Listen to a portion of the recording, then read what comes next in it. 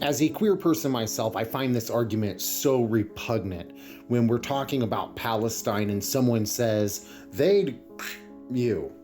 You know, it is an Islamophobic campaign which aims to diminish queer support for Gaza. Not only is this argument Islamophobic, but it is harmful for LGBTQ people as well. It's seeking to divide LGBTQ people and community from the Muslim community.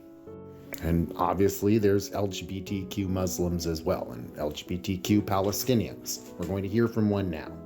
They'd you there is invariably the response from those who try to paint Palestine with a broad homophobic brush, usually while pinkwashing the state of Israel as some enlightened and liberal haven for queers.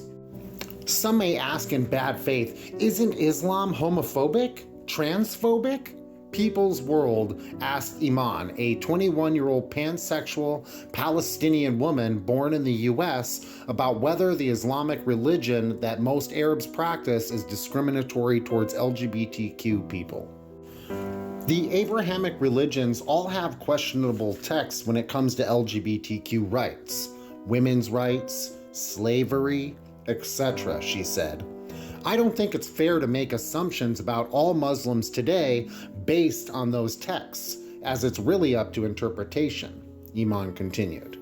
Your average Muslim is not out to get LGBTQ people, just as your average Christian isn't. The history of anti-queer legislation in Palestine is long and complex. After the Ottoman Empire collapsed at the end of World War I, the British took control of the region and imposed their own colonial laws. Even though the British are long gone, many of their old laws are still on the books, a common situation in many former British colonies around the world. Same-sex relations for men are not legal in Gaza under the British Mandate Criminal Code Ordinance of 1936.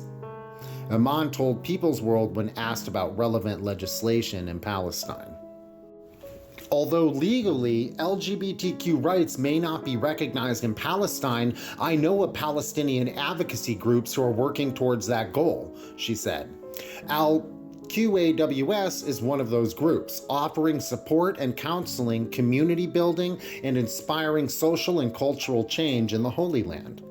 According to Human Dignity Trust, the anti-gay law carried over from colonial times is not actively or regularly enforced in Gaza. In the West Bank, it is no longer valid.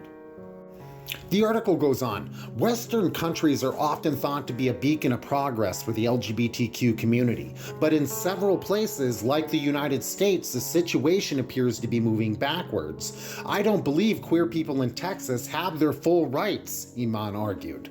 There are constant attacks on queer, trans rights and women's rights, and as a woman in Texas, our right to our own bodies for abortion was recently banned. There are over 300 anti-trans bills currently being proposed in legislatures across the US. Many of these proposals are already becoming laws. Iman's current home state of Texas banned hormone blockers for minors in 2023. In Indiana, there are 4 anti-LGBTQ bills currently proposed. One, HB 1291, erases the idea of gender and creates a trigger law that strips away marriage rights for gay and trans people. If, you don't have to read that, is overturned by the right-wing dominated Supreme Court. Iman goes on to say, honestly, it's difficult to think about my dreams when my people, the Palestinians, have to worry about when their next meal will be, or if there'll soon be another number on the toll, she said. The only dream I see clearly now is a free Palestine, to one day be able to return to my homeland. This really is a fantastic article. Go on and read it for yourself. You can find it at People's World. You can follow them on Twitter at People's World. Daily news beholden to working people, not corporate interests. Analysis with class. We take sides, yours.